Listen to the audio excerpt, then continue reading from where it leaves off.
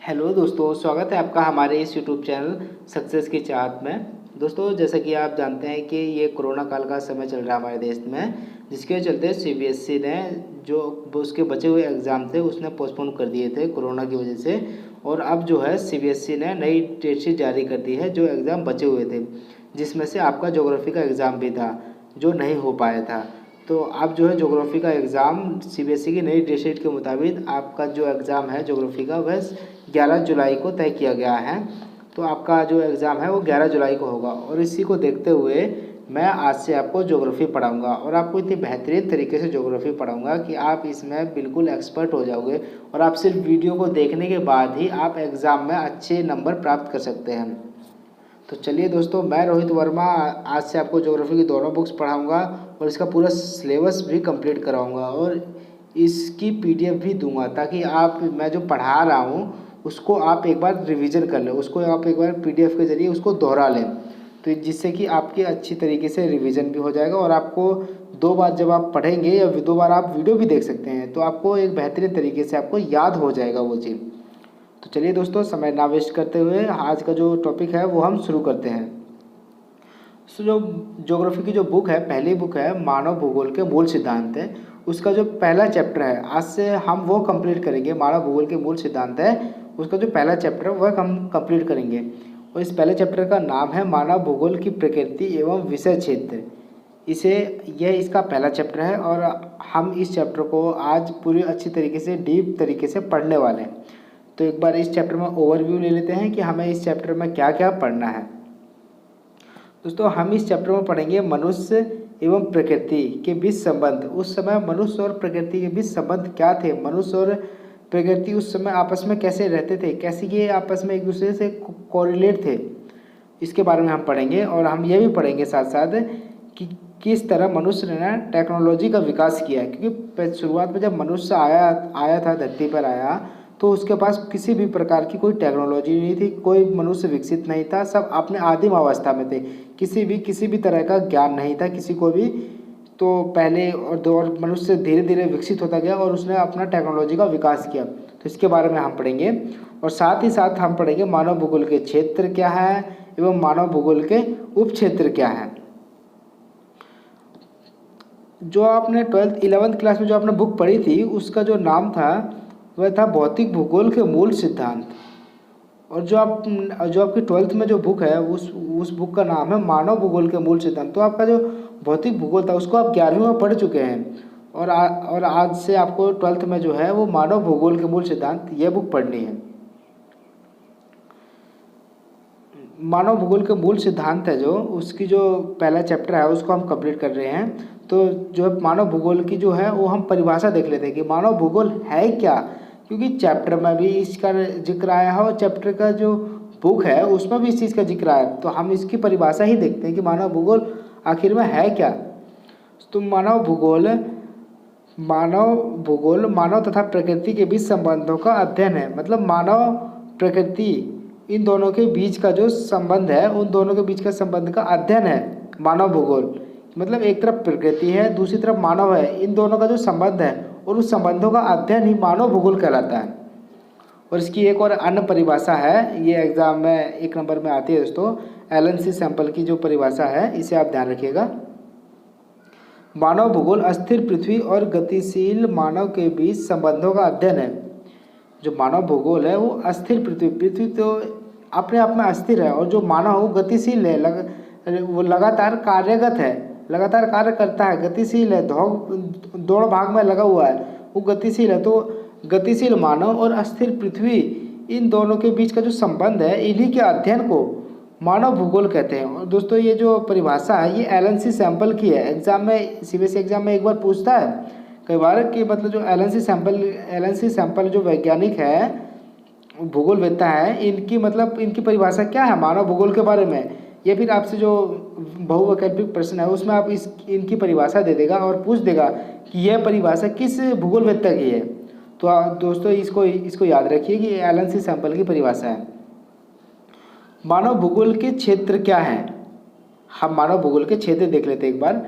इसके क्षेत्र हैं नगरीय भूगोल, जनसंख्या भूगोल, आर्थिक भूगोल, आवासीय भूगोल एवं सामाजिक भूगोल और राजनीतिक भूगोल, ये इस चीज़ के क्षेत्र हैं। मानव भूगोल के ये सभी क्षेत्र हैं। इन सब के बारे में हम आगे पढ़ेंगे, जैसे जैसे हम अगले चैप्टर में जाएंगे इन सभी के बारे में हमें पढ़ना है, एक एक टॉपिक के बारे में। और दोस्तों कई बार मानव भूगोल के उप क्षेत्र हैं, ये भी प्रश्न में पूछ लेता है CBSE एग्जाम में, तो आप इन्हें भी याद रखिएगा कि मानव भूगोल के उप क्षेत्र क्या हैं। तो इसके उप क्षेत्र हैं संसाधन भूगोल, कृषि भूगोल, उद्योग भूगोल, व्यापार भूगोल एवं पर्यटन भूगोल। और इन चैप्टर के बारे में हम पढ़ने वाले हैं, इस टॉपिक के बारे में, क्योंकि जैसे आप आगे आगे टॉपिक पढ़ेंगे या आगे आगे चैप्टर पढ़ेंगे तो आपको कृषि के बारे में ही पढ़ना है, उद्योगों के बारे में ही पढ़ना है, व्यापार के बारे में ही पढ़ना है, पर्यटन स्थल के बारे में ही पढ़ना है। ठीक है दोस्तों, तो हम इसके एक एक टॉपिक को हम आगे चैप्टर्स में कवर करने वाले हैं। मानव भौगोलिक विचारधारा है मानव भूगोल के बारे में, उनको हम एक बार देख लेते हैं कि मतलब भौगोलिक विचारधारा क्या है वैज्ञानिकों की, भूगोलवेत्ताओं की, इनके बारे में। तो देखते हैं हम, भूगोल में बहुत सारे वैज्ञानिक हुए हैं। हर एक चीज़ में वैज्ञानिक होते हैं, जैसे साइंस के सब्जेक्ट उसमें साइंटिस्ट होते हैं, और वैसे जो भूगोल के जो वैज्ञानिक होते हैं उन्हें भूगोलवेत्ता कहते हैं या भूगोलविद कहते हैं। ठीक है, उन्होंने अपने प्रकृति और मनुष्य के संबंधों के बारे में अपने अपने विचार व्यक्त किए हैं। जो भूगोलवेत्ता हैं इन्होंने प्रकृति और मनुष्य इन दोनों के बीच संबंध क्या है, इन्होंने अपने अपने विचार इसमें प्रकट किए, और इन्हीं को भौगोलिक विचारधाराएं कहा जाता है। और इसमें इसकी जो है वो इसकी परिभाषा है, 3 इसके टाइप हैं। एक नियतिवाद, इसे निश्चयवाद विचारधारा भी कहते हैं, और एक संभववाद विचारधारा, और एक है नवनिश्चयवाद विचारधारा। नवनिश्चयवाद विचारधारा को मध्य मार्गी विचारधारा भी कहा जाता है, और इसे रुको और जाओ विचारधारा भी कहा जाता है। तो इसे याद रखिएगा, कई बार नवनिश्चयवाद विचारधारा ना देकर मध्य मार्गी विचारधारा या रुको और जाओ विचारधारा दे देते हैं, तो इसे आप याद रखिएगा। और इन्हें हम एक एक तरीके से डीप में पढ़ने वाले हैं। पहला था नियतिवाद, तो हम इसको पहले टॉपिक को देखते हैं, नियतिवाद को। नियतिवाद विचारधारा क्या है, तो इसको हम बहुत सी डीप में पढ़ेंगे। इसके पॉइंट्स देखते हैं हम। प्रारंभ में मानव आदिम अवस्था में था, उसने प्रकृति के अनुसार अपने आप को स्वयं ढाल लिया था। जो दोस्तों जो प्रारंभ में जो मानव था वो एकदम आदिम अवस्था में था, उसे किसी भी चीज़ का ज्ञान नहीं था, वह प्रकृति के अनुसार अपने आप को ढाल लेता था, और जो प्रकृति जैसा कहती थी वैसा वैसा मनुष्य करता जाता था। क्योंकि उस समय जो मनुष्य था वो प्रकृति का दास था, क्योंकि उसे किसी भी तरह का ज्ञान नहीं था। प्रकृति जैसा कहती थी मनुष्य को वैसा ही करना पड़ता था, क्योंकि उस समय जो प्रौद्योगिकी है वो निम्न स्तर की थी। जो पहले के समय में जैसे गर्मी पड़ती थी दोस्तों, तो गर्मी को वो सहन करते थे। उनके पास तब AC कूलर या पंखा नहीं थे, कि मतलब कि क्योंकि उस समय प्रौद्योगिकी ही निम्न स्तर की थी, मानव को ज्ञान ही नहीं था इन सब चीज़ों का, तो कहाँ से इनका विकास कर सकते हैं। और जो बरसात है, जैसे बरसात से बचने के लिए आज के मानव ने छाता बनाया, लेकिन पहले के समय में तो वो नहीं था ना छाता। पहले के समय में तो मनुष्य ऐसे ही रहते थे, बारिश में भीगते थे, अगर पत्तों के नीचे पेड़ के नीचे छुप भी जाते थे तो थोड़ा बहुत पानी तो आता था ना। लेकिन आज तो क्या छाते बन के नई टेक्नोलॉजी आ गई। क्यों? क्योंकि आज प्रौद्योगिकी का विकास हो चुका है, लेकिन पहले के ज़माने में प्रौद्योगिकी का विकास नहीं था। पहले तो ये निम्न स्तर की थी। पहले जो है मानव जो है वो प्रकृति की बात मानता था, उसकी पूजा करता था और उससे डरता भी था। तो आपने सुना भी होगा अपने बड़े बुजुर्गों से, अपने मम्मी पापा से या दादा दादी से, कि जो पहले के लोग कहते भी थे कि जब बारिश हो या बिजली कड़कड़ाती है तो पहले के लोग कहते थे कि जो भगवान है वो नाराज़ है। लेकिन ये असलियत भी था, ये बिल्कुल सत्य बात थी। क्योंकि पहले के लोगों का ऐसा मानना था कि अगर हम भगवान की पूजा करेंगे तो वो हमारे ऊपर कृपा दृष्टि बनाए रखेगा और हमारे ऊपर आपदाएं नहीं आने देगा। संसाधनों के लिए मानव पूर्ण रूप से प्रकृति पर निर्भर था। ये तो पता ही है कि संसाधनों के लिए जो मानव है वो पूर्ण रूप से प्रकृति पर ही निर्भर था। क्योंकि पहले के मनुष्य को ये नहीं पता था कि ज़मीन से खेती भी की जा सकती है, या जो ज़मीन से खनिज पदार्थ हैं उन्हें भी निकाल कर उनका उपयोग किया जा सकता है संसाधनों में। लेकिन जो पहले के मनुष्य वो प्राकृतिक जीवन ही जीते थे। कंदमूल हो गया, फल हो गया, पत्तियाँ हो गई, यही सब खाते थे। जो प्राकृतिक रूप से उन्हें प्राप्त होता था ना दोस्तों, वो सिर्फ वही करते थे। उन्हें उन्हें उन्हें और सारी चीज़ें पता नहीं थी कि खेती कैसे होती है, उसका विकास कैसे होता है, उन्हें और सब कुछ भी नहीं उन्हें पता था। ठीक है दोस्तों, और इसके जो इस विचारधारा को ही पर्यावरणीय निश्चयवाद या नीतिवाद विचारधारा कहा जाता है। तो इसे याद रखिए दोस्तों, ये एग्जाम में पूछता है कि नीतिवाद विचारधारा क्या थी। और इस विचारधारा के जो समर्थक हैं वो है रेटजेल, रीटर और हम्बोल्ट, इस विचारधारा के समर्थक है। इन्हें याद रखिएगा दोस्तों, कई बार एग्जाम पूछता है कि इस जो विचारधारा है इसके समर्थक कौन कौन है। चलिए दोस्तों, अब देखते हैं दूसरी विचारधारा क्या है। दूसरी विचारधारा है संभववाद विचारधारा। इसमें देखते हैं क्या है दोस्तों।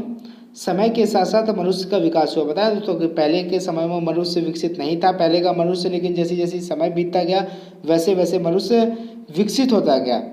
अब मानव प्रकृति से डर नहीं लगता था, मानव का जो प्रकृति से वो डर हटने लगा। क्यों? क्योंकि मानव अब स्वतंत्र रूप से रहने लगा था। मानव ने अब जो है धीरे धीरे विकसित होने लगा था। मानव ने टेक्नोलॉजी का विकास कर लिया था, और जो अब जो है वो मानव ने प्रकृति को अपने अनुसार ढाल लिया था।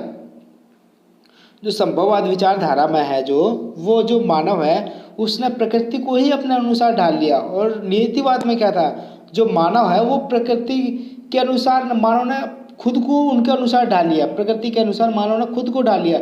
जैसा प्रकृति कहती थी मानव वैसा करता था, ये वो नीतिवाद में था। और ये संभववाद में क्या है, संभववाद में जो प्रकृति है मानव ने प्रकृति को ही अपने अनुसार ढाल लिया है। कि मतलब अब जो मानव जो कहेगा प्रकृति भी वैसा ही करेगी। क्यों? क्योंकि मानव ने नई नई टेक्नोलॉजी का विकास किया। जैसे कि आप एग्जाम्पल के तौर पर देख सकते हैं, जैसे कि मैंने नीतिवाद में बताया था कि बारिश से बचने के लिए उनके पास छाता नहीं था, लेकिन आज जो है इनके पास मानव ने अपना जो विकास कर लिया है। आज इनके पास इन्होंने अपना छाते का निर्माण कर लिया है। और जैसे छाते का निर्माण कर लिया, और जैसे गर्मियों से बचने के लिए एसी, कूलर, पंखा, आजकल तो क्या क्या नहीं आ गया, पहले के समय में थोड़ी था ये सब। क्यों? क्योंकि पहले टेक्नोलॉजी का विकास नहीं था, और आज टेक्नोलॉजी का विकास हो गया है। तो जो आज के समय है, जो मानव ने है वो प्रकृति को अपने अनुसार ही ढाल लिया है। ठीक है, मानव प्रकृति से स्वतंत्र रूप से रहने लगा है। क्यों? क्योंकि मानव से अब डरता नहीं है, उसने टेक्नोलॉजी का विकास कर लिया है। अब प्रकृति में परिवर्तन कर सकता है, मानव प्रकृति को ही बदल सकता है, प्रकृति में परिवर्तन कर सकता है। क्यों? क्योंकि जब बारिश आए तो आने दो बारिश, उनके पास छाता है, गर्मी आए तो आने दो गर्मी, उनके पास एसी है, कूलर है, पंखा है, तो प्रकृति को उन पर कोई असर नहीं पड़ रहा है। ठीक है दोस्तों, आगे देखें। अब संसाधनों का भी प्रयोग करने लगा मानव। जो अब सब भूमि संसाधन थे, जो पहले कि उन्हें ज्ञान नहीं था, मानव उन सब का भी प्रयोग करने लगा है अब। और पहले उन्हें उनसे इन सब चीज़ों का ज्ञान नहीं था। एग्जाम्पल के तौर पर आप देख सकते हैं कि बरसात के लिए छाता बनाया, गर्मी के लिए एसी बनाई। ठीक है, और इस विचारधारा के जो समर्थक है दोस्तों वो हैं विडाल डी ला ब्लास। इसको याद रखिएगा, संभववाद विचारधारा के ये समर्थक। तीसरी विचारधारा जो है वह है नवनिश्चयवाद विचारधारा, और इसे रुको और जाओ विचारधारा भी कहते हैं, और इसे मध्यमार्गी विचारधारा भी कहते हैं। इसमें कहा गया कि न तो पूरी तरह पर्यावरण निश्चयवाद है और न ही पूरी तरह संभववाद है। इसमें जो है वो पर्यावरणीय निश्चयवाद और पर्यावरणीय संभववाद, इन दोनों के बीच का रास्ता अपनाने को बोला गया है। मानव केवल प्राकृतिक नियमों का पालन करके ही प्रकृति पर विजय प्राप्त कर सकता है। जो वो मानव जो है उन्होंने पहले प्राकृतिक नियमों को समझा, फिर उन पर सोचा समझा, और फिर उसी तरीके से टेक्नोलॉजी का विकास किया। क्योंकि जब तक अगर मानव को प्रकृति के नियम ही मालूम नहीं होंगे तो किस तरह से टेक्नोलॉजी का विकास करेगा। यह दो विचारधारा पर्यावरणीय निश्चयवाद और संभववाद के बीच का रास्ता अपनाने को कहती है। मैंने बताया दोस्तों, ये जो है ये पर्यावरणीय निश्चयवाद और पर्यावरणीय संभववाद का बीच का रास्ता अपनाने को कहती है। तो यहाँ पे जो है सतत विकास की जो परिभाषा है वो निकल कर हमारे सामने आती है। सतत विकास दोस्तों होता है कि जो संसाधन है उन्हें हम इस तरह से प्रयोग करें ताकि जो संसाधन है वो हमारे भावी पीढ़ियों के लिए पर्याप्त मात्रा में बचे रहें। ठीक है दोस्तों, चलिए इस नेक्स्ट टॉपिक देखते हैं क्या है। नेक्स्ट टॉपिक है प्रौद्योगिकी का विकास। किस तरह मानव ने धीरे धीरे प्रौद्योगिकी का विकास किया। क्योंकि जब शुरुआत में जब मानव आया तो उसके वह अपनी आदिम अवस्था में था, उसे किसी भी चीज़ का ज्ञान नहीं था, उसे टेक्नोलॉजी का विकास नहीं था। और मानव ने जो है वो प्रकृति के नियमों को समझकर ही टेक्नोलॉजी का विकास किया। और यह बात बिल्कुल सत्य भी है। क्योंकि जब अगर मानव को प्रकृति के नियम ही पता ना होते, अगर मानव को पता ही ना होता कि बारिश आ रही है, तो वो छाते का निर्माण कैसे करता। ठीक है दोस्तों, ऐसे इस तरह से कई एग्जाम्पल के तौर पर आप समझ सकते हैं। और इसके जो समर्थक है वो ग्रिफिथ टेलर, और ये ऑस्ट्रेलिया के भूगोलवेत्ता है, इसे आप याद रखिएगा। और इसकी जो एग्जाम्पल है, मैं आपको इसके एग्जाम्पल देना चाहता हूँ दोस्तों। देखिए, प्रौद्योगिकी का विकास मनुष्य ने किस तरह किया, और जब मनुष्य ने प्रकृति के नियमों को समझा तभी वो टेक्नोलॉजी का विकास कर पाया। और इसकी जो एग्जाम्पल है, मैं आपको इसके एग्जाम्पल बताता हूँ। इसका जो पहला एग्जाम्पल है वो है घर्षण एवं ऊष्मा। घर्षण एवं ऊष्मा की संकल्पनाओं ने आग की खोज में हमारी मदद की। घर्षण क्या होता है? घिसना किसी भी चीज़ को। जब एक पत्थर को दूसरे पत्थर से हम घिसते हैं, टकराते हैं, तो उससे चिंगारी निकलती है, ऊष्मा निकलती है उससे। जब मनुष्य ने देखा कि जब एक पत्थर दूसरे पत्थर से हम घिसते हैं या मारते हैं तो उससे ऊष्मा निकलती है, और उससे हम आग बना सकते हैं, उससे हम आग की खोज हो सकती है। और इसी तरह से आग की खोज ने इसमें बहुत ज़्यादा मदद की, घर्षण एवं ऊष्मा ने। और उसका जो दूसरा टॉपिक है, वो एग्जाम्पल है, वो है डीएनए एवं आनुवंशिकी। आज लगभग हर एक बीमारी का हमने इलाज पा लिया है, और हमारे वैज्ञानिक इतने एक्सपर्ट हैं एक किसी भी देश के, कि मतलब उन्होंने हर एक बीमारी का इलाज ढूंढ लिया है। तो ऐसी बात नहीं है, हर एक बीमारी का इलाज मतलब ज़्यादातर अधिकतर बीमारियों का इलाज उन्होंने ढूंढ लिया है। हर एक बीमारी में तो दोस्तों कोरोना भी आता है, जिसका अभी तक कुछ इलाज संभव नहीं हो पाया है। वो देखिए, बात की बात है। तो आज जो डॉक्टर हैं, उन्होंने जो है गहन अध्ययन किया डीएनए और आनुवंशिकी में, और इनके अध्ययन से उन्होंने सारी बीमारियों का, मतलब लगभग अधिकतर बीमारियों का इलाज जो है वो खोज निकाला है। ठीक है, आगे जो एग्जाम्पल है वो वायु गति के नियम। अब आप एक बात को ध्यान से सुनिए मेरी बात। अगर आपको वायु के गति के नियम ही मालूम ना हो तो आप अधिक तेज गति के वाहन क्या बना पाएंगे आप? तो जवाब है कभी नहीं बना पाएंगे। क्यों? क्योंकि जब अगर वायु की गति के नियम को ही अगर आप नहीं समझेंगे तो आप कैसे वो कर सकते हैं? कभी नहीं कर सकते। जब हम वायु की गति के नियम हमें अच्छी तरीके से पता होंगे तभी हम अधिक तेज गति के वाहन का निर्माण कर सकते हैं। अधिक तेज गति के वाहन बनाने के लिए हमें गति के नियमों को पढ़ना पड़ा, तभी हम तेज गति के वाहन बना पाए। और इसके जो अन्य टॉपिक हैं, दो अन्य टॉपिक हैं, इसको भी यहीं कवर करने देना चाहता हूँ। ये बीच में पढ़ा देना चाहिए था मुझे, लेकिन कोई बात नहीं, आप देख लीजिए। मानव का प्रकृतिकरण, ये कोई नया वर्ड नहीं है दोस्तों। मानव का प्रकृतिकरण मतलब जब शुरुआत में मानव ने है जो वो प्रकृति को अपने अनुसार ढाल लिया। जो मानव है वो प्रकृति के अनुसार खुद ढल गया। जैसा प्रकृति कहती थी मानव वैसा ही करता था, उसे मानव का प्रकृतिकरण कहते हैं। और जो मानव का जो मानवीकरण, प्रकृति का जो मानवीकरण है, इसका अर्थ कुछ संभववाद की तरह ही है कि मानव ने है जो प्रकृति को ही अपने अनुसार ढाल लिया है। मानव ने प्रकृति को अपने ही अनुसार ढाल लिया है और उसको ही बदल के रख दिया है। तो ठीक है दोस्तों, आज से जो है ये चैप्टर हमारा कंप्लीट होता है, और हम इसमें जो नेक्स्ट चैप्टर देखेंगे अगली वीडियो में। तो दोस्तों, कैसी लगी आपको ये वीडियो? आप हमें कमेंट करके बताइए, और इसे ज़्यादा से ज़्यादा शेयर कीजिए, ताकि जो 12th के जो बच्चे हैं वो अपना एग्ज़ाम अच्छी तरीके से दे सकें। और दोस्तों, आप इसी तरीके की रेगुलर वीडियो आप इस चैनल पर पाते रहेंगे। और जो आज से आपको मैंने आपको शुरुआत में ही बताया कि मैं आपको पूरी ज्योग्राफी कंप्लीट कराऊंगा, और आपको बढ़िया बेहतरीन तरीके से आपको मैं ज्योग्राफी कंप्लीट कराऊंगा, और इसके आपको नोट्स भी प्रोवाइड करूंगा, ताकि आप एक बार रिवाइज कर लें, उसको डाउनलोड करके आप एक रिवाइज कर लें। तो उसे बार बार जब आप देखेंगे तो उसे आपको एकदम अच्छी तरीके से याद हो जाएगा। और इसके बाद आप बेशक किताब को ना पढ़ें दोस्तों, तब भी आप एग्ज़ाम में इस चैप्टर से रिलेटेड जो क्वेश्चन है उसे आप अच्छी तरीके से कर सकते हैं। तो चलिए दोस्तों, वीडियो देखने के लिए आपका बहुत बहुत धन्यवाद। तो अगली वीडियो में मिलते हैं एक नेक्स्ट चैप्टर के साथ। धन्यवाद, थैंक यू।